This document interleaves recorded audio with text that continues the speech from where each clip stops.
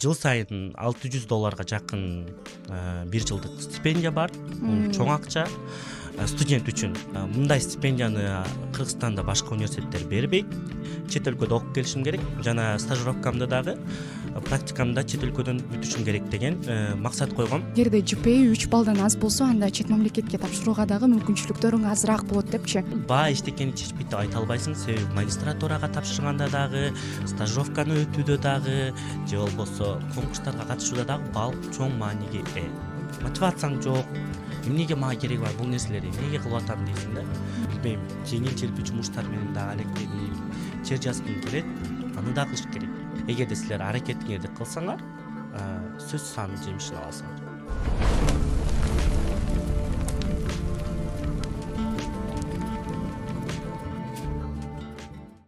Арыбаңыздар, урматтуу угармандар, назарыңыздарда Жалын подкасты, кызматыңыздарда мен Аяна Кожошова. Учурдан пайдаланып эскерте кетсек, Жалын подкасты өлкөбүздөгү жигердүү, сыймыктуу, эң негизгиси жалындуу жаштар үчүн түзүлгөн долбоор болуп саналат. Дал ушул долбоордун алкагында келечекте мыкты чыгарылыштарды аткарып, ишеничиңиздерди актайбыз деген үмүттөбүз. Анда эмесе бүгүнкү биздин коногубуз 2024-2025 жылында президенттик стипендиянын ээси, көп кырдуу талант, азыркы учурда Манас университетинин 4-курсунун студенти Төлөгөн Сабырбеков. Саламатсызбы? Чоң рахмат, саламатсыздарбы? Анда эмесе угармандар жана Төлөгөн мырза, сиз менен башталгандай эле ушул президенттик стипендия тууралуу сүйлөшкүм келип турат. Албетте Кыргызстандагы 230 000 студенттин арасынан 90 эң мыкты 90 деген студенттин арасына кирүү өтө мындай оор нерсе, менимче оңой эмес. Жана ушул стипендиянын ээси болуу үчүн негизги кандай талаптар талап кылынат? Жана ошондой эле сиздин басып өткөн жолуңуз, тажрыйбаңыз боюнча сүйлөшсөк. Негизи президенттик стипендия бул сыйлык жогорку окуу жайларында окуган студенттерди баалоодогу эң жогорку сыйлык болуп саналат. Буга жетүү мен үчүн оңойго турган жок. Себеби дегенде мен мындайча айтканда 7 жыл бою даярдандым десем болот. Себеби мектеп учурунда эле мен олимпиадага даярданып, анан ал олимпиадада, райондук олимпиадада мен биринчи орунду алып, облустук олимпиадага өтпөй калгам. Мен ордума ошол орус тилдүү мектептерден кеткен. Андан кийин ЖРТга да даярданып жүрдүм, алтын сертификат алам деп. Бирок тилекке каршы сынамык тесттерди 210-220 балл алдым, бирок чыныгы тестте 190 балл алып калдым. Ооба жогору балл, бирок мен канааттандырарлык балл болбой, мен ошол күндөрү дагы чоң бир депрессияга түшкөм. Ооба. Бирок Кудайдын башка бир сыйлыгы, башка жолу бар экен. Манас университетине тапшырып, анан бул жактан президенттик стипендияны алдым. Ошондой эле мен 3-курсумда дагы тапшыргам бул стипендияга. Алуу ыктымалдуулугум 100% болчу. Себеби дегенде мен биринчи курстан эле бардык документтерди даярдап койгом. Бирок эмнеге албай калдым? Жаңы приказ чыгыптыр. Студенттердин 6 семестрдик жыйынтыгы керек деген. Ал учурда мен 4 гана семестрдик жыйынтыгым бар болчу. Быйыл болсо ошол 6 семестрдин жыйынтыгынын натыйжасында алдым. Анан кандай критерийлер керек? Эң алгач эле ошол окуу мезгилиндеги окуу баллың. Менин окуумда ошол 1 дагы 4 жок. Бул мага артыкчылык берди. Ошондой эле Турция мамлекетинде 2 жолу окуп келдим. Ооба. Сиздин дагы көрүп калганбыз. Мисалы чет өлкөлөрдө окуп, ошол жакта дагы стажировкаларыңыздарды жасап келесиздер да. Анан бул дагы сөзсүз түрдө бир жаңы деңгээл менин оюм боюнча. Анан азыр жогоруда баалар боюнча да айтып кеттик, GPA дагы.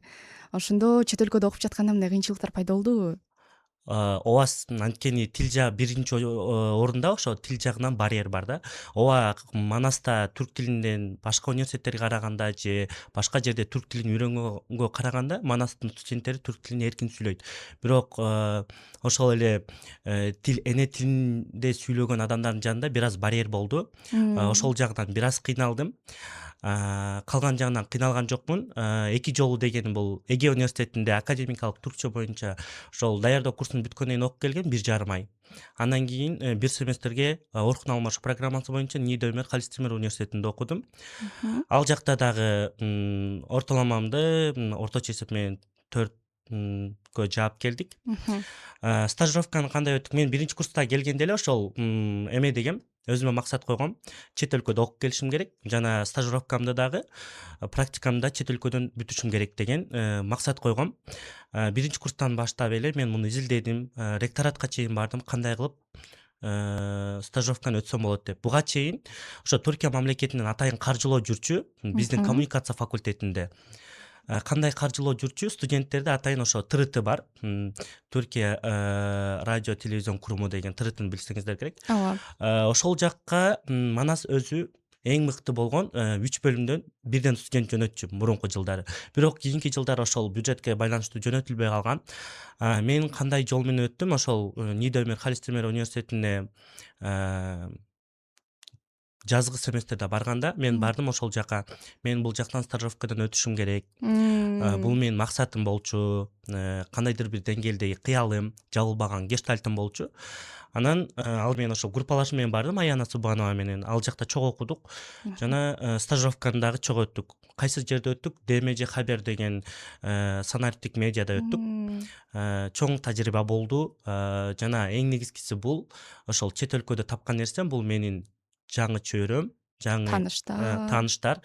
Ооба, окуу биринчи орунда, бирок башка өлкөдөн тааныш табуу, башка өлкөдөн дос табуу, ошол эле казак досторумду же түрк досторум мындай жаныңдын бир бөлүгү дагы башка бир жерде, жана ал жака барсаң сенин эшиктериң дайыма ачык да. Ошон үчүн мен биринчи курста келгенде эле мен ортоламамды орточо эсеп менен жогору кармашым керек жана чет өлкөгө барып окуп келишим керек деген максатым болгон.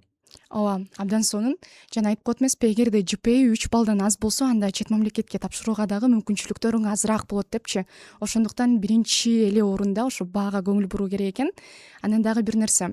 Ошол сиздин кылган стажировкаларыңыз сизге кандай бир жол ачып берди келечекке болгон? Кандай пайдасын тийгизди? Ошол биринчи эмен айтып кетейин. Манас университетинде баалар. Негизи баалар эчтеке чечпейт деп айтабыз. Ооба, мектептеги баалар эчтеке чечпеши мүмкүн. Анткени мектептеги баалар ошол ойдон калды, бирок менин Манас университетинде алган бааларым көп нерсемди чечип берди. Ал кандай нерселер? Жыл сайын $600 жакын бир жылдык стипендия бар. Бул чоң акча студент үчүн. Ооба. Мындай стипендияны Кыргызстанда башка университеттер бербейт. Бул биринчи баанын тажрыйбасында. Экинчиси бул башка Манас университетинде ошол көпчүлүк конкурстарды же болбосо нерселердин баардыгын, мүмкүнчүлүктөрдүн баарын ошо баа чечет. Бул эле ошол стажировка. Стажировка кандай? Бир эле коммуникацияны айтпайын. Манас университетиндеги башка факультеттер дагы стажировкага Турцияга, башка мамлекеттерге жөнөтөт, келишимдери бар. Мисалы, финансовый банкачылык ошол эле улуслар араласы бөлүмдөрдө, экономикада, икътисад бөлүмүндө жыл сайын стажировкага жөнөтөт. Ал жакта кандай жөнөтөт? Ошол эле сенин буга чейин көрсөткөн жетишкендигиң, бааларыңдын натыйжасында көрсөтөт. Ошондуктан баа эчтекени чечпейт деп айта албайсың, себеби магистратурага тапшырганда дагы, стажировканы өтүүдө дагы, же болбосо конкурстарга катышууда дагы баал чоң мааниге ээ. Бул бааны кантип аласың? Эмнеге бул GPA'ди бийик тута аласың? Кантип бардыгын 90дон өйдө жаба аласың деген суроо көп келет мага дагы. Ооба, азыр дагы бизди угуп жаткан угармандар, YouTube көрүүчүлөрү, студенттер үчүн дагы мындай эң кызыктуу суроо болгон ушул болуш керек. GPA'ды кантип мындай 4төн түшүрбөй кармап турса болот? Ушул нерсе мүмкүнбү дегендей. Негизи мүмкүн. Ал адамдын өзүнүн каалоосунда, анан кылып аткан иштеринде. Ар бир сабакка келгенде мугалимдин айткан нерсесин кунт коюп угуш керек. Биринчи уга билүү.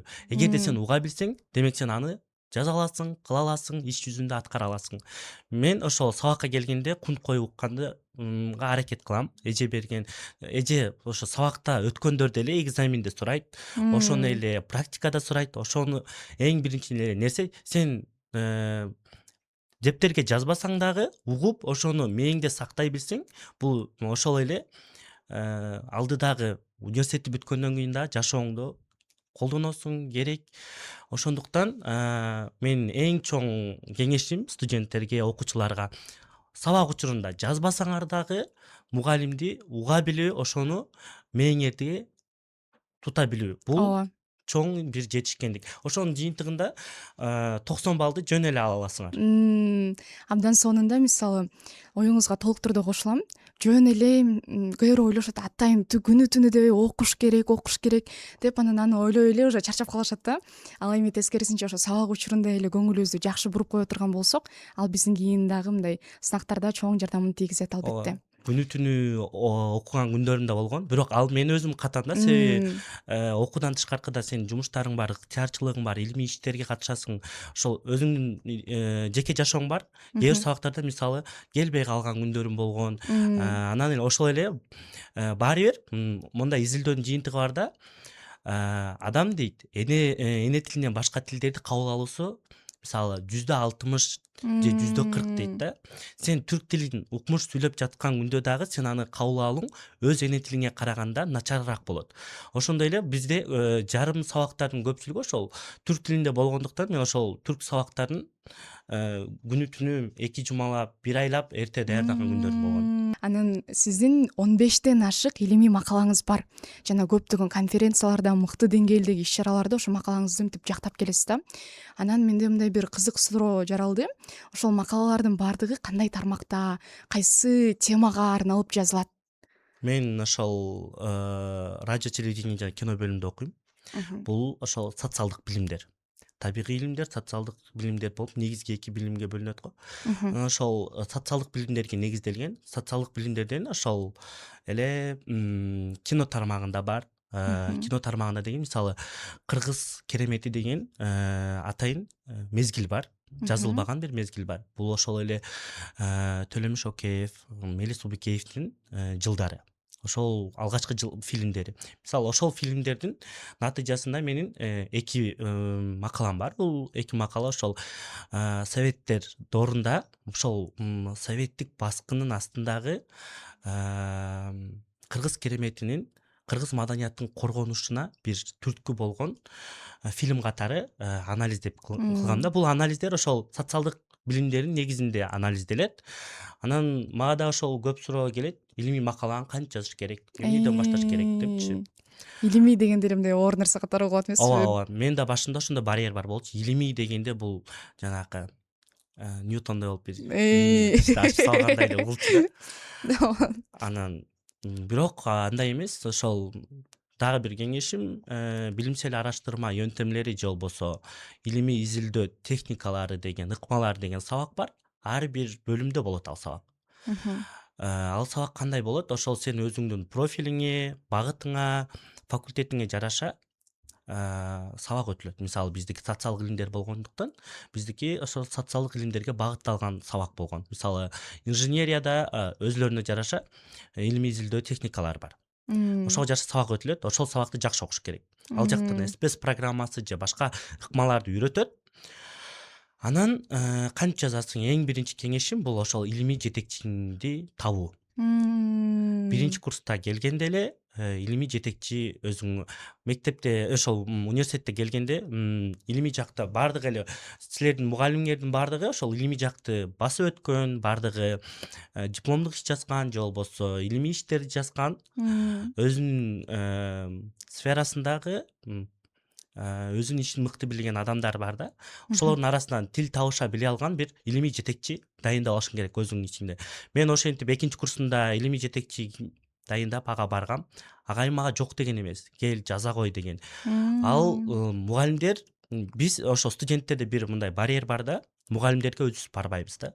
Эгерде сен мугалимдерге барсаң, мугалимдерден сурасаң, мугалим сенен эч качан жок дебейт. Ушул сурап атыптыр, билип атыптыр. Мен билгенди берейинчи деп эле эшигин дайым ачат. Мен жок деген ушул күнгө чейин мугалимдин жок деген сөзүн уккан эмесмин. Ошол илимий жетекчи дайындалыш керек. Ошонун астында биринчи, экинчи макалаңды жазасың. Кийинкисинде өзүң эле жазсаң болот да. Илимий изилдөөнү өзүң эле жүргүзсөң болот. Анан ошонун натыйжасында мен ошо Турцияда окуп жүргөндө дагы илимий жактан жазып, социология күндөрүндө Турция боюнча ошол алдыңкы үчтүккө эң мыкты макала, эң мыкты изилдөөгө киргенбиз да. Кандай сонун. Ал эми ошол мисалы илимий макаланы жаздык да. Анан жазгандан кийин ошону кайсыл жерге чыгарабыз? Кантип мисалы конференцияга барып ошол жактан өзүбүздүн макалабызды көрсөтүп жактай алабыз? Муну кантип кылсак болот? Ушул дагы аябай дайректке көп келет. Анткени башында туңгуйук болот да, мага да туңгуйук болчу, эмне кылсам болот, каяка чыгарам. Ошол президенттик стипендияда да ошол бар да, журналдарга жарыялаш керек. Же болбосо сен магистратурада же докторантурада өзүңдүн илимий жактан өзүңдү өнүктүргүң келсе, сенин журналдарда макалаң болуш керек да, илимий макалаң. Аны Мм. атайын эмелер бар. А, Платформалар бар. Мм. Ошол эле дагы бир мүмкүнчүлүк бул ошол илимий жетекчиңер түзүп берет. Кантип түзүп берет? Силер барганда эле айтат: бүгүн ушул 2 жумадан кийин ушул конференция, симпозиум болот деле. Анда ошол жака жазып көрбөйлүбү деп. Мугалимдердин өзлөрүнүн булактары бар да. Уже мугалимдер билет. Мм. Аны ошолор менен алектенип аткандыктан аларда уже жанагы актуальныйлары чыгат го, жана алгоритмдечи Инстаграмда ошентип. Мен ошону жазгандан кийин өзүнөн өзү эле чыга баштаган да. Кыса фильм фестивалдары же болбосо симпозиумдар деген сыяктуучу. Ошо Ооба. башын башталаш керек да. Гуглга эле жазсаңар болот. Мм. Конференция деп жазсаңар болот. Даталарын коюп, мисалы 2025-жылга деп чыгып берет. Гуглда, Мм. Фейсбукта чыгат. Ооба. Эң негизгиси эле демек өзүбүз изденсек эле калган оңой Ооба. эле келет да. Эң негизги баштап алышыбыз керек туура. Жана ошондой эле Төлөгөн мырза жакында эле ушул Enactus Кыргызстан ЮНИСЕФ жана Юнайттын жардамы менен түзүлгөн атайын санариптик коопсуздук караваны дагы болуп өттү. Ал жакта сиз Бишкек шаарынын делегаты катары катыштыңыз.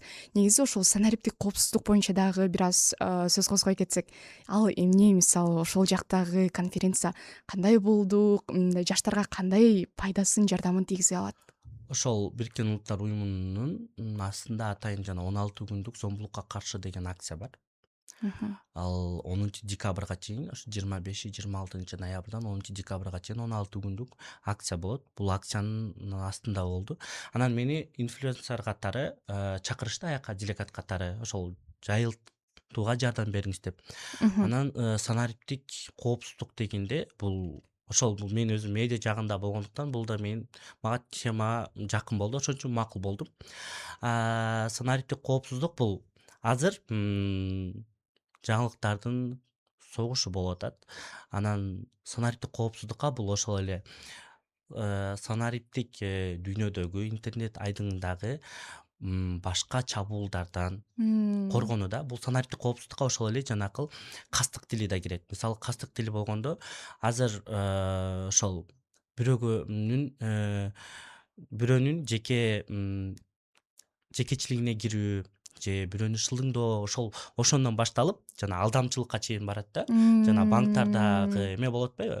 Алдап кетүү, Көбүнчө ошо ата энелерибиз, улуу муундагылар кабыл атат ошого. түшүнбөгөндүктөн. Ооба. Ошол паролдорду кандай түзүү керек же болбосо караван болду. Бул караван Кыргызстандын 7 областын камтыды. Мм. Ар бир областтын өзүнүн делегаты бар, өзү жайылтты. Биз дагы өзүбүздүн тренингтерибизди ошол Бишкек шаарында мектептерде өттүк. Ал тренингтер мисалы ошол эле санариптик коопсуздукка арналды темасына. Жакшы. Сонун.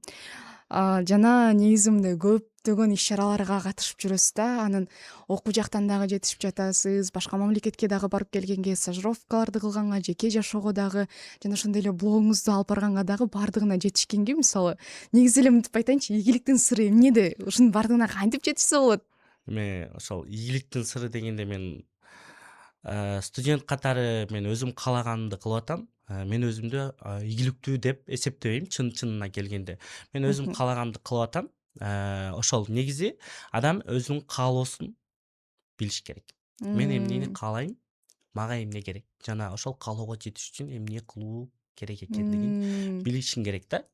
Ошондо каалооңду, максатыңды туура кое билүү, ошондой эле убакытты туура менеджмент, тайм менеджмент го. Бирок мен Мм. ошол убакытты туура кое аламбы деген суроо менде да бар да. Мен 100% болушу мүмкүн. Мгм. 100% боло албайт. Себеби дегенде анан адамда мындай тандоо болот да. Мисалы мен баардыгына жетиштим деп айта албайм студент кезимде. Себеби менде да тандоо болгон. Мисалы кандай болушу мүмкүн? Ыктыярчылык менен дагы алектенемби? Бир Мм. иш чаралар 2 күндө болуп калат. Ошол сыяктуу тандоолор болот да. Э. Ал тандоо ошол приоритетке жараша тандалып кете берет. Ошондуктан өзүңөрдүн максатыңарды туура кое билгиле, ошого жетиш үчүн аракетиңерди эч токтотпогула. Эгерде силер аракетиңерди кылсаңар, сөзсүз анын жемишин аласыңар. Абдан сонун. Жана ошондой эле жаштар арасында өтө популярдуу болгон бир суроону берейин. Негизи эле мындай катуу чарчаган учурларыңызда же болбосо выгорание, апатия деген нерселерге туш болгон учурда сизди өзүңүздү кайра колго алганга эмне жардам берет? Выгорание ошол нерселер менде көп болот. Себеби Мм. дегенде көп нерсени өзүң уюп аласың да. Чарчап Анан каласыз, кийин жетишпей каласың. Анан кээде мынтип эмне мага кереги бар деген дагы мындай. Бул табигый көрүнүш да. Мм. Эмне мага мен ооба максатымды туура койдум, бирок бир күнү ошол мотивацияң жок. Эмнеге мага кереги бар? Бул нерселерди эмнеге кылып атам дейсиң да. Мм. Ошол нерседе бир эле суроого жооп бериш керек да, колго алыш үчүн. Коомго эмемди, пайдамды тийгизейин деген. Мм. Мен өзүм пайда албасам дагы коомго пайда тийгизейин деген нерсе менен адам жашаса, ошондой нерселерден бат чыгат. Анан бул нерсеге убакыт бериш керек. Жок, Мм. мотивация түшүп, үйдө жатып, депрессия болуп калбаш керек деген нерсе жок. Бул нерсенин да убактысы бар. Бул нерсенин убактысын өткөнү да бар. Бул нерсеге жакшы нерсе менен, мисалы жанакы адамды кой берүүдө дагы мисалы кабыл ала бил дейт го. Ар бир окуяны кабыл ала бил деп ошол бул нерсени кабыл ала билиш керек. Ар бир окуяны кабыл алыш керек. Жеңилүүнү дагы, утулууну дагы, эмоционалдык провалды дагы кабыл ала билиш керек. Ооба, айтып коет эмеспи, мисалы адамды жеңиштерге караганда жеңилүүлөрү дагы да мындай күчтүү адам кылып калыптандырат депчи. Ооба. Өтө сонун айтылган сөздөр деп ойлойм. Жана ошондой эле дагы бир суроо узата кетсем, негизи мисалы китептерди окуп калган учурда же болбосо кандай нерселерден көбүрөөк таасирленесиз жана эң жакшы көрүп окуган 3 чыгарма, 3 китебиңиз? Мен ошол кинодогу же болбосо мен кичинекей эле ошол цитаталардан таасирленгенди аябай жакшы көрөм да. Мм. Анан ошол нерседе чоң бир нерсе катылып жаткандай. Мен ошол эң жакшы көргөн 3 чыгармам десем, ошо Чыңгыз Айтматовдун чыгармалары. Ошол мен анализдеп көрсөм, Чыңгыз Айтматовдун чыгармалары экен.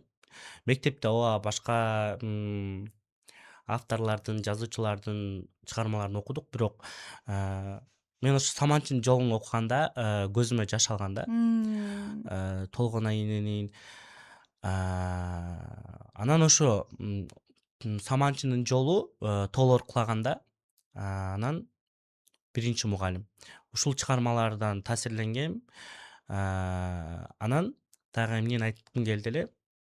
Бул чыгармалар менин жашоомдогу кандайдыр бир деңгээлдерди билбейм. Өзүмдү да ошол жактан тапкандай сезилет да. Биз Инстаграмда же башкалардын көзүнчө ийгиликтүү же болбосо бизде баардыгы жакшы болгондой көрүнө беребиз. Бирок ошол эле адамдардын ичинде чоң кыйынчылыктар болгонун сакташат да. Ошол нерсе ар бир адамдын ичинде бар, психологиясында бар, мен аны билем. Анан ошол нерселердин натыйжасында мен ошол чыгармаларды мен өзүмдүн жүрөгүмө жакын кабыл алгам. Сонун. Азыркы айта кеткениңиз дагы мага аябагандай жакты. Мисалы, Инстаграмдагы сүрөттөрдүн баардыгы бул албетте иллюзия да. Болгону мындай бактылуу көз ирмемдерди алып туруп эле тартып киргизесиң. Андан ары бирок ошол сүрөттөрдүн аркасында кандай мындай талыкпаган эмгек, кыйынчылыктар, уйкусуз түндөр, коркуулар же болбосо мындайча айтканда болду таштайм эмне кереги бар деген ойлордун баардыгы топтолот дагы. Анан ошол бир сүрөткө чыкканда мындай дароо эле ишке ашып кеткендей көрүнүп калат да. Анан башка адамдар дагы аны көрүп, өзлөрүн салыштырып, мындай мотивациясы түшүп калышы мүмкүн. Буга кандай карайсыз?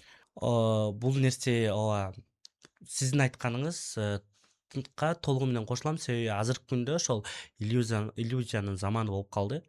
Баардыгы кооз, баардыгы сонун, оңой жетиш керек, же болбосо бирөө бат акча таап атат. Ар биринин өзүнүн убактысы бар. Ооба. Мисалы, мен ошол 7 жылдан мен кичинекей кезимде ошо президент менен жолугуу менин кыялым болчу да. Анан ошонун натыйжасында мен олимпиадага даярдандым. Олимпиададан жыйынтык чыккан жок. Алтын сертификатка даярдандым, жыйынтык чыккан жок. Анан мен 4 жыл бою талыкпай ошо президенттик стипендияга дайындандым да. Бирок бул нерсенин бир эле президенттик стипендия кылдым деп айта албайм. Ооба, башка максаттар да бар. Чет өлкөгө окуу сыяктуу нерселер. Ооба. Бирок ар бир нерсенин өзүнүн убактысы бар. Ошол мисалы мен мектепте окуп жатам, бирок мен үй бүлөлүк жагымды ойлонбой элемин же болбосо акча табуу, же болбосо жеке ишкерлик сыяктуу нерселерди ойлонбой элем. Башка бирөө менин классташым мисалы 11 классты бүткөн окубай эле жеке ишкерлигин алып кетип Мм. атат. Анда дагы чоң тоскоолдуктар, чоң утулуулар болуп жатат деген сыяктуу да. Бирок бир Мм. күнү келип күн ачылат. Ошол мен мектепте окуп жүргөндө класс жетекчим айтканда, күн дейт да, убакыт дейт. Бир жерде турбайт. Ооба, азыр сага күн тийип атат, бирок бул күндүн батар күнү жана бул күндүн чыгаар убактысы да бар депчи. Сонун сөздөр, ооба. Чындап эле. Ошол сыяктуу эле сен укмуш болуп же жылдыз болуп атсаң дагы ошол жылдызыңдын өчөр күнү да бар. Күндүн батар күнү дагы убактысы бар сыяктуу эле адам ошол нерсе менен жашаш керек. Мм. Менде азыр пик болуп атат. Чокуга чыктым. Мен ошол чокудан түшкөн убактым дагы болот. Ошол жашоо өзү ушундай да, мындай Ооба. өйдөгө ылдыйга туруп турат. Ошол сыяктуу эле адамдын жашоосу да ошол нерсени кабыл алыш керек. Иллюзиядагы нерселер бул тууралуу да кинолор, чыгармалар чыгып атат да азыркы күндө. Ошол нерселерди мындай туура кабыл ала билиш керек. Ооба, сонун. Анан мисалы ушунча көп иштердин арасынан ар бир адамда приоритетте турган 3 нерсе болот да. Мисалы мен өзүмдүкүн айта кете турган болсом, азыркы учурда ооба аябагандай студенттик иш-чаралар, башка нерселер толуп турган, жашоонун мындай агымы өтө катуу жүрүп турган чагы, мисалы жаштыгыбыздын эң туу чокусунда турабыз деп айтсак болот. Анан ошонун ичинен эң биринчиси бул албетте окуу, экинчиси башка чет тилдер болсо, үчүнчүсү ушул радио, телевидение жагы да. Ал эми сиздики кандай ошондой 3 приоритетиңиз азыркы турган? Мен ушул 3 приоритет боюнча ойлонмоптум, бирок мен негизги азыркы эң негизги приоритеттердин бири бул мен билимдүү инсан болуу. Мм. Билимдүү инсандардын катарына кирүү биринчи Мгм. приоритетим. Экинчи приоритетим ошол коомго кичинекей болсо дагы Таасир тийгизүү. таасирин тийгизген бир инсан катары калыптануу. Мгм. Үчүнчүсү болсо ошол мен жакшы ойлонмоптурмун, бирок үчүнчүсү болсо ошол жакшы бала болуу, Мм. келечекте жакшы бир ата болуу. Ошол. Сонун. Ал эми азыркы учурда жеке жашоого бөлгөнгө убактыңыз болуп жатабы? Ушундай толтура нерсе, жумуштар көп. Анан жеке жашооңузга убактыңыз мындай жетип жатабы? Бул ошол студенттик жашоо же мен кылып аткан иштер, менин оюмча бул менин өзүмдүн жеке жашоом деп санайм. Анткени бул мен нерселерди кылып атам. Мм. Ооба, досторум менен убакыт бөлгөнгө дагы жетишип атам. Башка нерселерди да кылганга жетишип атам. Негизи ошол тайм менеджмент, убакытты туура бөлүштүрүүнү караса эле баардыгына жетишет. Абдан сонун. Мисалы студенттик кезде биз ооба ата энебизден алыспыз. Эч кандай азыркы учурда үй бүлөбүз же болбосо мындай башка көйгөйлөр жок да башыбызда. Жана ошондой эле эң негизги проектибиз жасап жаткан бул өзүбүзбүз. Өзүбүзгө убактыбызды бөлөбүз. Ушул студенттик күндөрүбүздү, жылдарыбызды жакшы пайдаланып калышыбыз керек. Анан сизден азыр мектеп окуучуларына жана студенттерге 3 кеңеш болсун жүрөгүңүздөн чыккан. Аа, Ошол жана түркчөдө бар го, анıyı жашая билин депчи. Анını жаша. Мм. Ошол ар бир нерсенин бул нерселер кайтып келбейт. Ошондуктан бул жанагы эле баягы убакытты туура пайдаланууга барат. Ооба. Ошо аны жаша. Студенттик кезиңде майын чыгар. Окуучулук кезиңде майын чыгар. Себеби дегенде бул нерселер кайтып келбейт. Ооба, досторуң менен барып же билбейм, жеңил желпи жумуштар менен да алектенип чер жазгың келет, аны да кылыш керек. Аны Мм. токтотуп койбогула дебейм. Бирок максатыңарды эч качан унутпагыла. Ошол убактыңарды туура пайдаланууга барып такалат. Биринчиси бул. Аны ар бир нерсенин учурун жашай билгиле. Мгм. Экинчиси ошол учурун жашай билгиле. Экинчиси болсо максатты туура кое билүү. Жана бир жерден угуп калгам да. Максаты жок адам бул жанагы таксиге отурдуң да. Таксиге Э. отуруп адресиңди айтпай койгон Мм. кардар сыяктуу дейт да. Каяка алып барса ошол жака кете берген, э? Ошондуктан максатыңарды туура кое билсеңер, бул силердин акыркы чекитиңерди билесиңер. Анан мондай президенттик стипендия алуу же болбосо бир конкурстан жеңүү, илимий макала жазуу бул силердин максатыңардын акыркы чекити болбош керек. Бул максатка жеткен Э. курал максатка жеткен жардамчы тепкичтер болуш керек. Болсо эме кылгыла, жылмайганды билгиле деп айткым келет. Себеби дегенде бул кыргыз элинде да айтат. Ошол мен бир сабактан айтканда кыргыз эли ошол мындай комплимент айтканды, жылмайганды, жакшы сөз арнаганды билбейт жана аны кабыл алганды билбейт. ооба. Мисалы бир адамга келип сулуусуң десең, бул мага эмне көз салып атабы деген сыяктуу нерселер бар да. Жок. Же болбосо бир нерсе сураган атабы менден азыр деп, э? Ошол нерсени токтотуп мындай адамдар бири-бирине кучагын ачып, жылуу карап, жакшы сүйлөп, мисалы бүгүн сиз аябай жакшы кийинип алыпсыз, же жакшы алып барат экенсиз, эфириңиз жакты деген сыяктуу мындай комплименттерди айтуу бул адамдын өзүнө, айткан кишинин өзүнө да жакшы психологиясына, Ооба. уккан кишинин өзүнө да жакшы да. Ошондуктан ошол жылмай билгиле, жашай билгиле. Абдан сонун. Мага ушул үчүнчү кеңешиңиз аябагандай жакты. Анткени мен дагы бул көчөгүнү эле бир интернеттен окуп калган болчумун. Эгерде бирөөнө жакшы сөз арнасаң, жакшы эмоция тартууласаң, сенин дагы психологиялык абалың бул 25%га көтөрүлөт деген маанайың сөз түрдө. Андан кийин көбүнчө дагы мындай жакшы иштерди жасаганга шыктанып каласың депчи. Ошондуктан албетте мынтип ар дайым күлүп, мындай жакшы маанайда жүргөнгө эмне жетсин, э? Ооба. Анан дагы бир суроо сизге. Негизи көбүнчө студенттер менен же болбосо ар бир эле адам менен сүйлөшүп калганда айтып калышат да, азыр ушундай мен болгондо мурдагы учурда мен анда такыр башкача иштерди жасайт элем. Же болбосо азыркы мен 3 жыл мурун болуп калганда мен IELTS'ка тапшырып Америка башка жака окууга тапшырат элем. Же болбосо ушул ишти баштайт элем депчи. А сиз эгерде 3 жыл мурун артка кайтканга мүмкүнчүлүгүңүз болгондо жашооңузда эмнени өзгөртмөксүз? Бизи ошол адам туура сүйлөй билгенди жана адамдардын жүрөгүн оорутпаганга аракет кылыш керек. Мен ошол жагын эле өзгөртүшүм мүмкүн. Мисалы, ошол жактан мындай көңүлүн алып койсом болмок экен деген сыяктуучу. Бирок мен 3 жылга же башка эме болгондо мен эч нерсени өзгөртпөйт болчумун. Кайра төрөлсөм дагы ушул ата энемди тандамакмын, ушул жашоомду тандамакмын, ушул балалыгымды тандамакмын, ат башыны тандамакмын, манасты тандамакмын. Мисалы, бул нерсенин баары мага берилген, бул мендик жана бул нерселерди мен кылдым. Мунун рахатын дагы, азабын да өзүм чегип тарткан учурум болгон. Бул нерседен мен бактылуумун. Себеби, мисалы, мен алтын сертификат алып калсам, балким башка университетке тапшырмакмын. Манас университетиндеги мен азыркы күндөгү эң жакын адамымды, эң жакын досторумду таппай калмакмын, же болбосо дагы да күчтүү болбойт болчумун деген сыяктуу Ооба. нерселер бар да. Ошондуктан мен эч нерсемди өзгөртпөйт болчумун. Бул нерсе мени бир гана күчтүү кылды. Бул нерсе мени алдыга түрттү. Бардык нерсеге ыраазы болуп жашаш керек. Ооба, Төлөгөн мырза, бүгүнкү маек аябагандай жогорку деңгээлде өттү деген ишеничтемин. Анткени ушундай сонун бир инсайттарды алдык. Азыр сиз дагы сүйлөп жатканда, демек биз дагы ушундай мүмкүнчүлүктөр күтүп турат экен, ушундай кылсак болот экен деген ойлор келди да. Анан эмне демекпиз, негизи эле Кыргызстаныбызда сизге окшогон өтө мындай амбициялуу, максаттуу адамдар, жаштар көбөйө берсин. Кыргызстаныбыздын келечеги дагы жогорулай берсин. Сиздин бүгүн биздин подкастыбызга убактыңызды келип бергениңизге аябагандай терең ыраазычылык билдиребиз.